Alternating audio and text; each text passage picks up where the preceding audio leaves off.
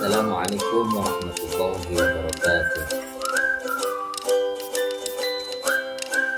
Anak-anak, bagaimana kabarnya hari ini? Sehat semua? Bahagia? Bersama saya, mungkin akan belajar bersama tentang Al-Quran dan hadis sebagai pedoman hidup.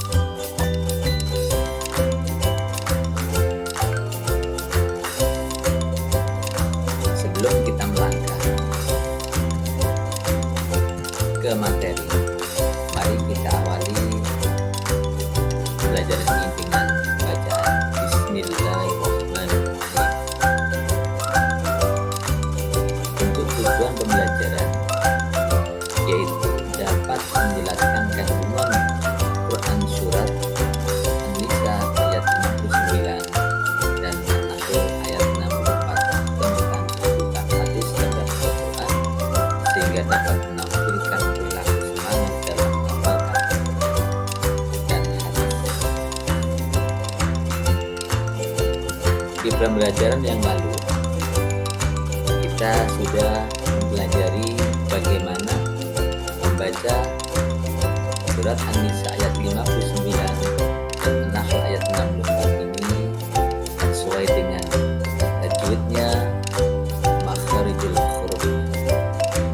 Sekarang kita pelajari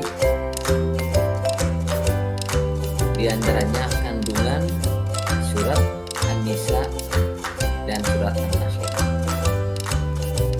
Dalam surat An-Nisa ayat 59 ini menjelaskan untuk patuh dan taat kepada Allah Subhanahu wa taala, patuh kepada Rasulullah SAW dan pemimpin-pemimpin kita. Sedangkan kandungan dalam surat An-Nahl ayat 64 ini berisikan bahwasannya Nabi Muhammad SAW diperintahkan oleh Allah Subhanahu wa taala untuk menjelaskan apa yang diperselisihkan dalam perkara agama. Jadi ketika ada perselisihan, kita kembalikan kepada Al-Quran dan hadis Rasulullah Sallallahu Alaihi Wasallam. Selanjutnya, kita harus mengetahui apa yang dinamakan Al-Quran yang setiap hari kita baca. Apa sih Al-Quran? Mungkin ada yang sudah tahu. Al-Quran secara bahasa berarti bacaan, yang diambil dari kata qara'a yaqra'u berarti membaca. Secara istilah adalah sebagai wahyu Allah Subhanahu wa taala yang menjadi mukjizat dan diturunkan kepada Muhammad sallallahu alaihi wasallam, ditulis dalam mushaf, diriwayatkan secara mutawatir dan membacanya bernilai ibadah. Jadi ketika kita membaca Al-Quran ini akan menjadi ibadah beda dengan membaca yang lain. Selanjutnya pengertian hadis adalah menurut bahasa ini mempunyai arti baru atau mudah, mempunyai arti cerita dan riwayat dari Muhammad Shallallahu Alaihi Wasallam.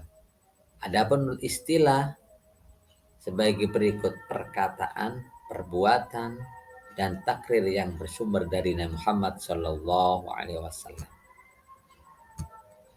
Setelah kita mengetahui apa itu Al-Quran, apa itu hadis, apa yang terkandung dari surat An-Nisa ayat 59 dan An-Nahl 64, perilaku yang menunjukkan semangat meneladani Al-Quran dan hadis sesuai dengan kedua ayat tersebut, diantaranya itu pertama, setiap orang beriman harus taat kepada Allah Subhanahu wa taala dan Rasulnya.